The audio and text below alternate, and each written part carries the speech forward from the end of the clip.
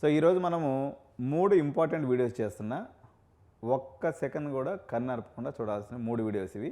ఇందులో number 1 video ఏంటంటే, ఇప్పుడు మీరు చేసేటువంటి పేమెంట్ ఏదైతే ఉందో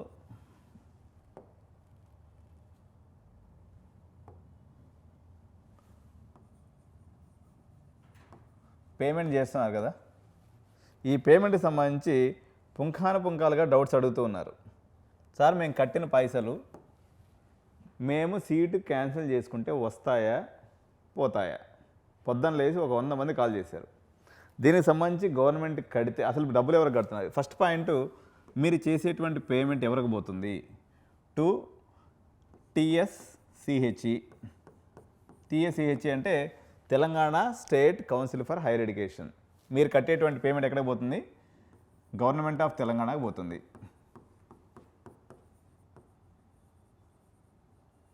ఓకే సార్, నేను కట్టే పైసలు కాలేజీకి పోతాయా అని అడుగుతున్నారు. పోవు, కాలేజీకి పోవు. No to college. మీరు కట్టేటువంటి ప్రతి రూపాయి government of Telangana state council for higher ఎడ్యుకేషన్కి పోతుంది. సార్ ఇప్పుడు నేను పేమెంట్ చేశాను, ఏమండి మీది ₹1,00,000 టోటల్ ఉంది, మీరు గవర్నమెంట్ ఎంప్లాయీ, టోటల్ ₹1,00,000 కడితే కానీ మీరు సెల్ఫ్ రిపోర్టింగ్ అవ్వదు. ఈ సెల్ఫ్ రిపోర్టింగ్ చేసిన తర్వాత మా పైసలు మాకు వస్తాయా, ఎప్పుడు వేసుకుంటే వస్తాయి, మా క్యాన్సిలేషన్ ఎప్పుడు చేసుకోవాలా, క్యాన్సిలేషన్ ప్రొసీజర్ చెప్పండి అని చెప్పేసి పేరెంట్స్ అందరూ కన్ఫ్యూజన్గా కాల్ చేస్తున్నారు. ఈరోజు 22వ తారీఖు సాయంత్రం దగ్గర 8 అవుతుంది టైం. మీరు రేపు సాయంత్రం దాకా పేమెంట్ చేసుకోవచ్చు. మొత్తం వీడియోని క్షుణ్ణంగా చూసి తర్వాత పేమెంట్ చేయండి. సో పేమెంట్ చేస్తే ఎవరికి రిటర్న్ వస్తుంది, ఎవరికి రిటర్న్ రాదు. Okay, so case study 1 by 1 చెప్తాను. సో ఒక ఎక్స్ అనేటువంటి ఒక పేరెంట్ 1 lakh పేమెంట్ ఉంది, ఈయన ఫుల్ పేమెంట్ చేశాడు అనుకుందాం. ఈయన ఎప్పుడు డ్రాప్ అవుట్ చేసుకుంటే ఎంత పేమెంట్ వస్తుంది? ఈరోజు 22వ తారీఖు కదండి, 26th లోపల మీరు పేమెంట్ చేసుకున్నారు. 26th లోపల అంటే మీరు అమౌంట్ పే చేశారు. ఈరోజు తేదీ 22nd జూలై 26th జూలై రోజు మీరు క్యాన్సిలేషన్ చేసుకున్నారు. మీ కట్టినటువంటి టోటల్ అమౌంట్ మీకు వస్తుంది. కానీ మీరు మళ్ళీ సెకండ్ ఫేజ్ కానీ థర్డ్ ఫేజ్ కానీ పార్టిసిపేట్ చేసేదానికి ఎలిజిబిలిటీ ఉండదు, పోతుంది. So you will be thrown out of counselling. Once ఒకసారి మీరు క్యాన్సిలేషన్ కొట్టిందంటే మీ పైసలు అయితే మీకు వస్తాయి, కానీ మీకైతే టోటల్ మీరు ఇంకా కౌన్సిలింగ్ అనేది మీకు ఇక ఉండదు. లాస్ట్ ఇయర్ జరిగినటువంటి ముచ్చట ఏంటంటే, మీరు 26th నుంచి 27th నుంచేమో మనకి 27/7/2024లో మీకు సెకండ్ ఫేజ్ స్టార్ట్ అవుతుంది. ఏమండి, వన్స్ సెకండ్ ఫేజ్ స్టార్ట్ అయిందంటే వాళ్ళు ఏం చేస్తారంటే, సెకండ్ ఫేజ్ అలాట్మెంట్ ఆర్డర్ ఎప్పుడు వస్తుంది? అప్రాక్సిమేట్గా 2nd 8th 2024, అంటే ఇది కాలేజ్ రిపోర్టింగ్ డేట్ అనుకుంటా, రిజల్ట్ డేట్ తెలియదు నాకు కరెక్ట్గా. సో ఈ డేట్ లోపల వాళ్ళు స్టిపులేటెడ్ టైం అంటారు దాన్ని. మీరు సెకండ్ ఫేజ్కి వచ్చినటువంటి అలాట్మెంట్ ఆర్డర్లో వాడు స్టిపులేటెడ్ టైం ఇస్తాడు. అంటే సపోజ్ అప్రాక్సిమేట్గా ఒక 6th 8th వరకు ఇచ్చి, ఈ డేట్ లోపల కానీ మీరు క్యాన్సిలేషన్ చేసుకుంటే నేను 50% అమౌంట్ ఇస్తానంటాడు. ఇట్లా అనొచ్చు, లేదా 100% పేమెంట్ ఇస్తానండి ఈ డేట్ లోపల చేసుకోమని అనొచ్చు. టీఆర్ఎస్ గవర్నమెంట్ ఏమో 50% ఇచ్చింది. మరి ఇది కాంగ్రెస్ ప్రభుత్వం కదా, 50% ఇస్తుందా 100% ఇస్తుందా క్లారిటీ లేదు.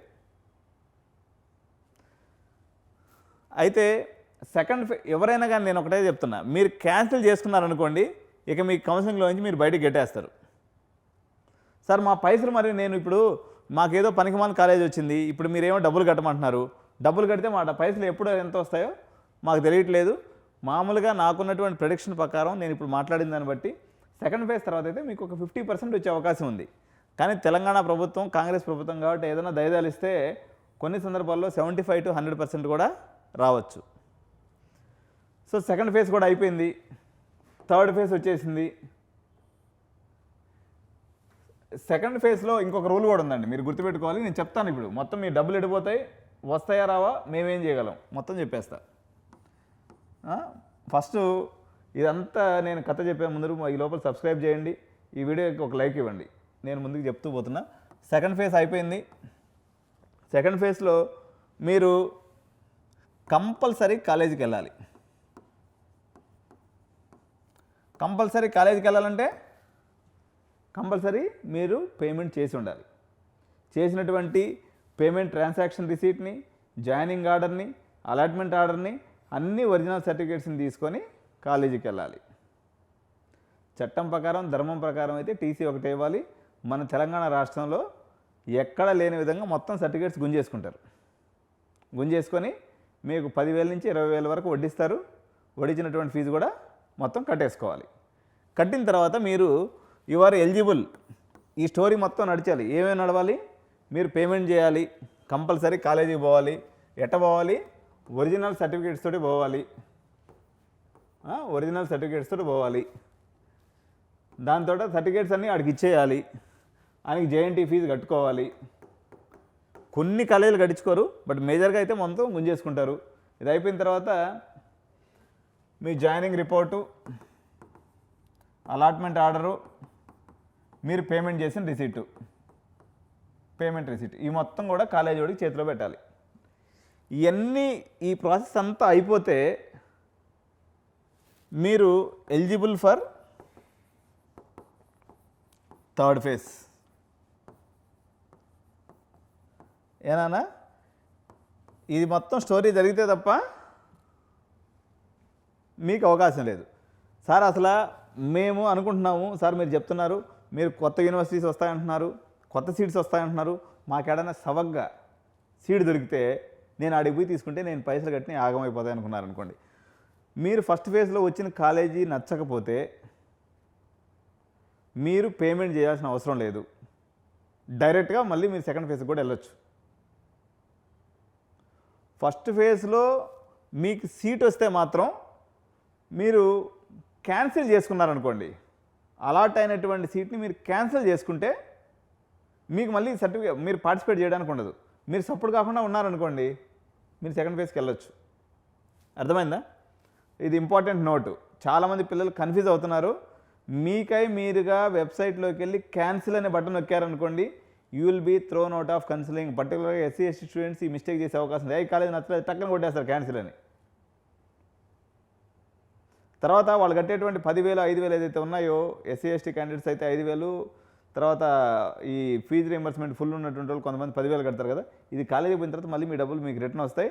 మీరు కానీ క్యాన్సిల్ చేసుకుంటే మాత్రం మీ 10,000, 5,000 పోతాయి.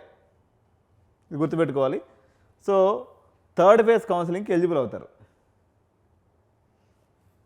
ఈ సెకండ్ ఫేజ్కి థర్డ్ ఫేజ్కి మధ్యలో ఏం జరగద్దో నేను చెప్తాను చూడండి. మొత్తం 10,000 మంది ఎఫెక్ట్ అవుతారు. Second phase and third phase మధ్యలో, second phase and third phase మధ్యలో ఒక 20,000 సీట్లు వస్తాయి కొత్తగా. 20,000 సీట్స్ అంటే 6,000 మేనేజ్మెంట్ సీట్స్ కొత్తగా వస్తాయి. ఈ 6,000 మంది ఇప్పుడు వీళ్ళు పైసలు కట్టేసి ఉన్నటువంటి పేరెంట్స్ ఏం చేయాలి? సో ఈ ఎపిసోడ్ మొత్తంలో ఇదే సస్పెన్సు. ఇది ఇల్లీగల్గా మనము చాలా కొద్ది అమౌంట్తో తప్పించుకునే మార్గం, ఒక టెక్నిక్ ఉంది. నేను యూట్యూబ్లో కానీ అక్రాస్ ది ప్లాట్ఫామ్లో కానీ ఆ విషయం చెప్పేదానికి నాకు అవకాశం లేదు. మీరు ఎంత కట్టుకున్నా సరే వర్స్ట్ కేసులో ఒక 35,000 మీరు నష్టపోవచ్చు తప్ప అంతకన్నా నష్టపోకుండా మీరు థర్డ్ ఫేజ్ లోపల, అంటే అప్రాక్సిమేట్లీ 10th అనుకుంటా మనకి. ఎప్పుడు సార్ ఇది థర్డ్ ఫేజ్ డేటు? మీ థర్డ్ ఫేజ్ కన్నా, థర్డ్ ఫేజ్ ఆప్షన్స్ కన్నా ఒక్కరోజు ముందు వచ్చినా కూడా మీ పైసలు కట్టినటువంటి దాంట్లో వర్స్ట్ కేసులో 35,000 పోయేటట్టుగా, రిమైనింగ్ డబ్బులు మీకు వచ్చేటట్టుగా నేను చేయగలను.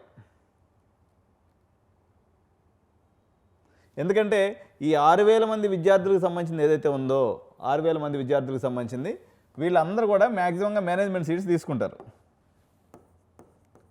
వీళ్ళ డబ్బులు ప్రొటెక్షన్ చేసేటువంటిది ఏదైతే ఉందో ఆ బాధ్యత మేము తీసుకుంటాం. మా దగ్గరకు వచ్చి మేనేజ్మెంట్ తీసుకుంటే మీరు కట్టినటువంటి ₹1,00,000 మినిమం ఒక 75,000, 65,000 అయినా మీకు ప్రొటెక్షన్ చేసి మీ డబ్బులు మీకు రిటర్న్ ఇప్పించే బాధ్యతను మేము తీసుకోగలం. ఎట్లాగో Venugopal Reddy sir valuation of the college and donation అని చెప్పేసినారు కదా, అందరూ పరిగెత్తుకుంటూ పోయి కాలేజీలో కట్టేవాకండి. ఇక్కడ మీకు 65,000 నేను బెనిఫిట్ చేస్తున్నా.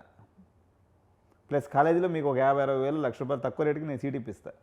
ఇవన్నీ ఆలోచన చేసుకొని సపోర్ట్ కాకుండా వచ్చేసిందంటే మనకి ఈడ ఒక 65,000 75,000 మిగులుతుంది.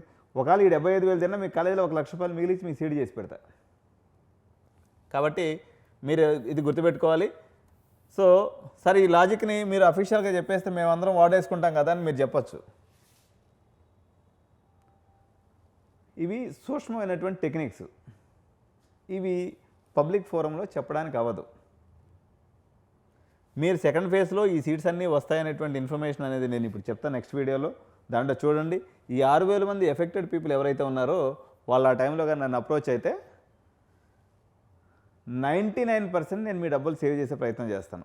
గవర్నమెంటే ఇచ్చేసింది అనుకోండి ఓపెన్ ఆఫరు, మంచిదే, వెళ్ళండి గుడ్, నాకు కూడా పని తగ్గుతుంది. ఒకవేళ గవర్నమెంట్ దోబూచులాడితే మాత్రం మనం తెలివితేటలను ఇంటెలిజెన్స్ వాడి మన పైసలు మనం కాపాడుకునే ప్రయత్నం చేద్దాం. సబ్జెక్టు ఇతరులకు నష్టం కలగకుండా చూసుకుందాం. సో ఇదండి స్టోరీ. మీరు పైసలు కట్టడం వెనక ఓకే, థర్డ్ ఫేజ్ అయిపోయింది. ఏమండి, థర్డ్ ఫేజ్ అయిపోయింది.